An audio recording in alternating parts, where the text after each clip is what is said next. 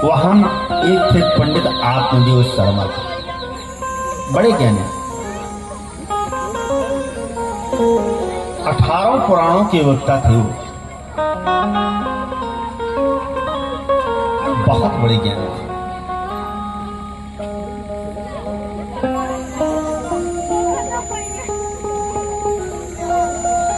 अठारह पुराणों के वक्ता थे और उनकी पत्नी कैसी थी कि जितना वो ज्ञानी थे उतना वो बेटी थे, जस्ट उल्टा। पंडित जी बहुत बड़े ज्ञानी, 18 पुराण के वक्ता, अब पंडितानी जो है जस्ट उल्टा। जब तक 2-4 घरों में लड़ न ली, 2-4 माताओं से लड़ा न दी, तब तक पेट का पानी नहीं। आज भी ऐसी माताएं हैं हर गांव में। लेकिन जब पंडित जी शिष्यों के यहां से आ जाएं, तो पंडितानी इतना सीधा हो जाती कि इनसे सीधा कोई है ही नहीं। पंडित जी एक दिन गरुड़ पुराण की पुस्तक का अवलोकन कर रहे थे। अचानक एक बिंदु पर निगाह गड़ गई। वो बिंदु क्या थी कि जिसके कोई संतति नहीं होती, न बिटिया और न बटुआ, उसके पितरों का उद्धार नहीं। पढ़े थे कई बार, लेकिन आज निगाह गड़ गई। अब चिंता में पड़ गए कि अगर मेरा उद्धार भी हो जाएगा, तो चूंकि हम बहुत पैसा कमा रहे हैं, पुराने के वक्ता हैं, लेकिन मेरे पितरों का जब उद्धार नहीं होगा तो मेरा जीना जो है नरक। एक शब्द आता है पुत्र, कहते हैं भैया किसके पुत्र हो, कहें फला के पुत्र। पुत्र कहलाने के सब अधिकारी नहीं है, तो कौन है पुत्र कहलाने का अधिकारी? भागवत में लिखा गया है, जो अपने पितरों को पुण्य नामक नरक से उद्धार करे वो है पुत्र। अब पितरों को पुण्य नामक नरक से उद्धार कैसे होगा कि गया जन्म, श्रीमद् भागवत की कथा श्रवण करें, भंडारा करें, तब पितर जो है पुण्य नाम नरक से जो है उनकी मुक्ति हो जाती है, तब वो है पुत्र। जैसे हमारे विश्वकर्मा जी कर रहे हैं, ये पुत्र कहलाने के अधिकारी हैं। सब पुत्र कहलाने के अधिकारी नहीं है। जो अपने पितरों को पुण्य नामक नरक से उद्धार करे वो पुत्र है। तो आज आत्मदेव जी को ग्लानि हो गई कि मेरे पास पुत्र नहीं है। ग्लानि होने के बाद 3 कर्तव्य विमूढ़ हो गए। उसने सोच लिया कि मैं ऐसा हूं कि अपने पुत्रों का अपने पितरों का उद्धार नहीं कर पा रहा। अरे पितरों का उद्धार नहीं कर पा रहा हूं तो मेरा जीना बढ़ता है। जब व्यक्ति 3 कर्तव्य विमूढ़ हो जाता है तो केवल आत्महत्या उसको दिखती है। चले गए एक सरोवर के जंगल में, घना जंगल था, वहां एक वृक्ष की जड़ पर बैठ गए और जोर जोर से रोने लगी, यही कहने के लिए कि मैं आज पुत्र कहलाने का अधिकारी नहीं हूं क्योंकि मेरे पास पुत्र नहीं है। हमारे पितर गर्म जल पी रहे हैं। और उधर से एक संत जी का आगमन। संत का आना बहुत शुभ माना गया है। संत जी सोच रहे हैं इस घने जंगल में कोई तपस्वी है, परमात्मा की प्राप्ति के लिए तपस्या कर रहा है और परमात्मा का साक्षात्कार नहीं हो रहा है, इसलिए चल करके मार्गदर्शन करें। और जैसे पहुंचते हैं कहते हैं संत जी पंडित आत्मदेव शर्मा से, कथम रोदस विप्रत्वम काते चिंता बलीयसी पदत्तम सत्वरम मह्यम स्वस्य दुःखस्य कारण। कहा कथम रोदसी, क्यों रो रहे हो भाई? काते चिंता बलीयसी, चिंता है गुरु, बताइए, मैं मार्गदर्शन कर रहा हूं। पंडित आदित्य शर्मा ने कहा, क्या बताएं, मेरे पुत्र नहीं। संत जी सोचे, अच्छा खासा भजन करते जा रही है, तो माया में पड़ा हुआ है, कहा पुत्र से किसको सुख मिला है। पंडित आदमी और शर्मा ने कहा कि ये बात मत बताओ, हम भी प्रवचन पूछ देते हैं, मैं जा रहा हूं आत्महत्या कर लूंगा। संत जी सोच रहे हैं कि अगर ये आत्महत्या कर लेगा तो इसका प्रायश्चित तो मुझको लगेगा। अब क्यों लगेगा? सुनो भैया, ज्यादा सा दूर होते हैं तो ये चलता नहीं, तुम नजदीक में आवाज खींच रहा है, 7 दिन बोलना है। साउंड बहुत बढ़िया चलता था, लेकिन आज हाँ, इसलिए कि 7 दिन बोलना है, फिर डिस्टर्ब हो जाएंगे। हमने डिमांड स्पेशल किया था प्रधान जी से कि सोनू की साउंड सर्विस कीजिएगा, ये ना हो है, ये मेरी पसंद है, कि मेरी पसंद पर धोखा नहीं। हाँ, इसलिए जरा सा पीछे हटते हैं तो पता लगता है आवाज चली गई, 7 दिन बोलना है। ठीक, जैसे कहते हैं, ठीक है, कोई बात नहीं। संत जी कहते हैं कि अगर ये आत्महत्या कर लेंगे तो इसका प्रायश्चित मुझको लगेगा, मुझको नरक में जाना पड़ेगा। कहा, क्या समस्या है? हमने देख लिया कि तुम्हारे मस्तक पर 7 जन्म तक तुम्हारे पुत्र नहीं होगा। तब तो पंडित आत्मदेव शर्मा और रोने लगे, फूट फूट कर, खूब रो रही हैं फूट फूट करके। कहा, महाराज एक समस्या नहीं है हमारे पास। कहा, क्या? का पाल्यते मयाधेनु सा वन्द्या सर्वदा भवे यो मयोरोपितो वृक्ष शोभबन्ध समाश्रये। कहा, पाल्यते या मयाधेनु, जो मैं गैया पाल लेता हूं, क्योंकि शिष्य लोग सब गोदाने करते रहते हैं हमारे को, तो शिष्य लोग देते हैं तो दूध देती हुई गैया देते हैं। हमारे यहाँ आती है जैसे दूध नहीं मिलता। अरे जो मैं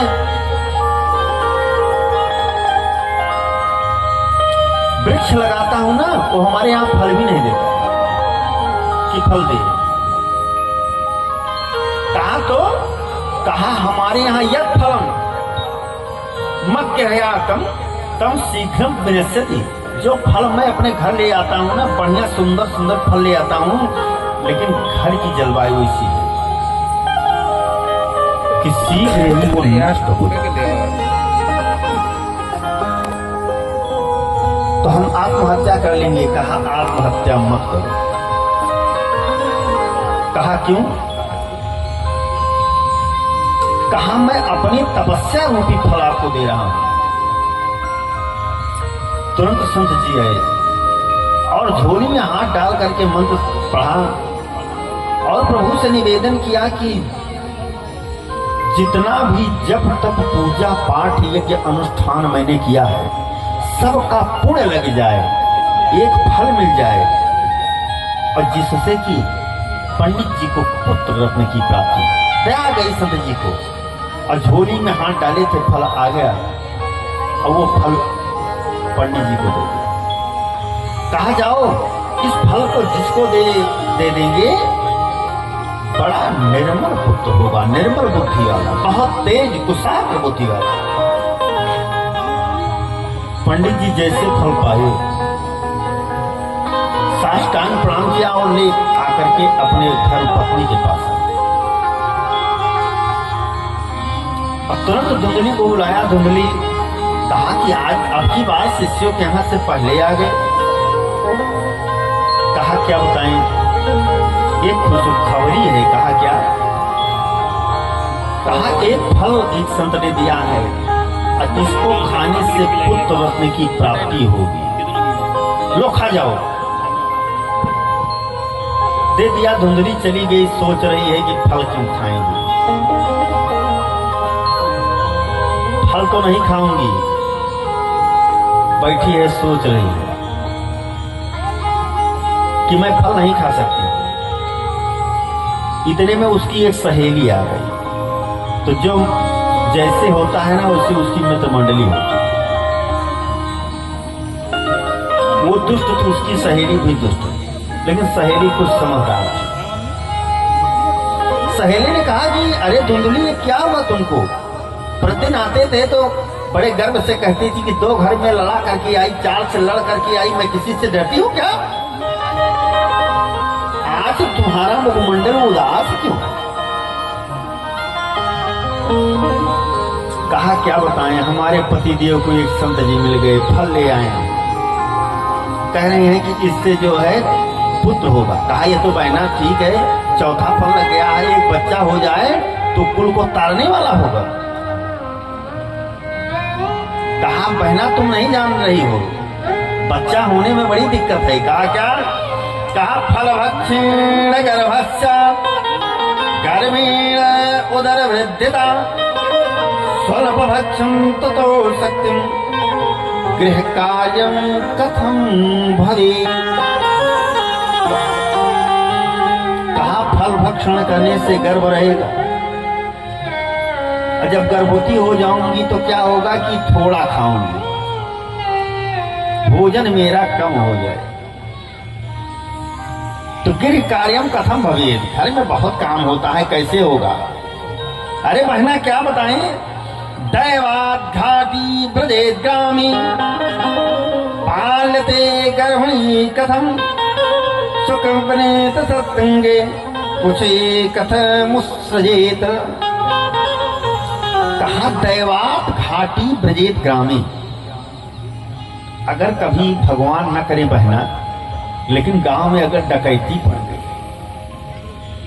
तो सब तो खाए रहेंगे, खूब दौड़ करके भग जाएंगे। अब बहना जब मैं खाऊंगी नहीं, गर्भवती रहूंगी, तो मैं भाग नहीं पाऊंगी। और जब भाग नहीं पाऊंगी तो क्या होगा कि तदा में मरणम भवे, डकैत लोग मुझको मार डालेंगे। वो अपनी सहेली से, क्योंकि अपने मित्र मंडली से सब बताते हैं। कहा और सुनिए, कहा क्या? कहा लालने पालने दुखता। अरे बच्चा होगा तो लालन पालन में, तेल बुकवा लगाने में भी तकलीफ है, हमारे शरीर से सुगंध नहीं आएगी। अरे सुगंध नहीं आएगी तो किसी उत्सव में जाएंगे तो सब महिलाओं की तरफ तो सब देखेंगे, मेरी तरफ नहीं देखेगा। ऐसे तमाम तर्क दे रही है। उसकी सहेली को समझदार से समझाया कि बहन खा लो, अगर फल खा लोगी तो तुम्हारे पुत्र होगा। कहा मैं फल नहीं खाने वाली हूं। कहा तुम्हारी बुद्धि खराब है। समझाते समझाते वो चली गई। इसके बाद धुंधली की बहन आ गई। वो भी देखा कि धुंधली बहुत उदास है। कहा क्या है? कहा कुछ नहीं, अरे फल ले आए हैं, इसको खाने से गर्भ रहेगा। लालने पालने तो कितना पूरा कहानी बता दिया। कहा है इसका उपचार मैं बता रही हूँ, जैसे वो उसकी बहन। कहा क्या? कहा मैं गर्भवती हूँ, हमारे 16 बच्चे, एक और होने वाला है। तो बहना जानती हो कि मेरे पास धन भी नहीं है, बहुत गरीब है। अरे बच्चा होगा, बता दो पंडित जी को गर्भवती हो गई है, बच्चा होगा तो बताएंगे कि मेरा बच्चा मर गया, वो रातों रात आपके यहाँ आ जाएगा। अब बहना मुझको कुछ पैसा दे देना। कहा कि ठीक है, लेकिन इस फल का क्या होगा? कहा तुम्हारी गैया भी तो बांझ है। कहा गैया खिला दो। कहा वाह बहन हो तो वैसी। बहन बहन को समझा दिया। कहा बहन हो तो वैसी समझा दिया। और जा करके धुंधली जो है पतिदेव के समक्ष खड़ी हुई। कहा कि ऐसा है कि हमने फल खा लिया और गर्भवती हो गई। और एक निवेदन है। कहा क्या? कहा कि साल भर आप हमारी तरफ दृष्टि न डालें। पंडित जी प्रसन्न हुए। कहा साल भर नहीं, हम जीवन भर दृष्टि नहीं डालेंगे। हमारे यहाँ तो भी बच्चों की किलकारियां गूंजे। पंडित भोले भाले होते हैं, उनको चाहे जो बेवकूफ बना दे।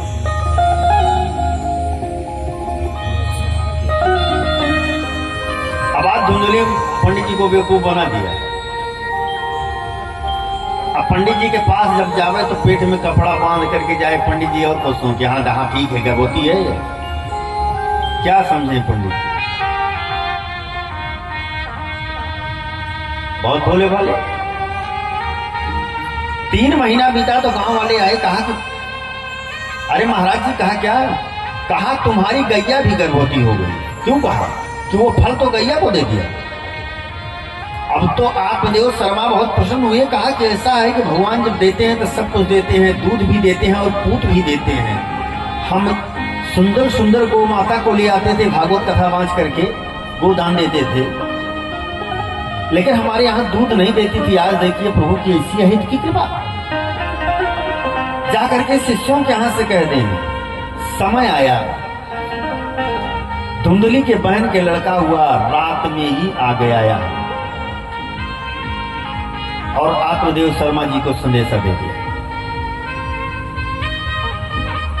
आत्मदेव शर्मा जी को जो संदेशा दे दिया गया, सुने कि पुत्र हुआ, बहुत प्रसन्न हुए। तुरंत ब्राह्मणों को बुला करके खूब दान दिया। उसके बाद निष्क्रमण मुहूर्त आता है, जिसको कहते हैं निकासन। और जब बहुत बड़ी प्रसन्नता व्यक्ति को होती है ना, तो कुछ भी कार्य करता है वो भूल जाता है, कुछ भी करेगा भूल जाएगा।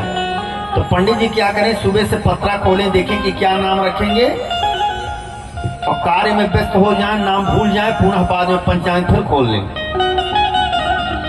धुंधली ने कहा कि बताओ कि तुम बार बार ये पंचांग क्यों खोल रहे हो?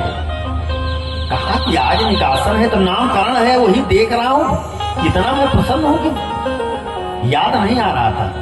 कहा नामकरण? कहा नामकरण कौन करेगा? कहा मैं करूंगा, मेरा बेटा है, और कौन करेगा? कहा इतना दिन प्रसव पीड़ा हमने सहा, गर्भ में हमने रहा। अरे इतना मैं खाती थी, 1 रोटी आधी रोटी खा करके जीवन बिताया, नामकरण तुम करोगे? होने लगा पति पत्नी में विवाद।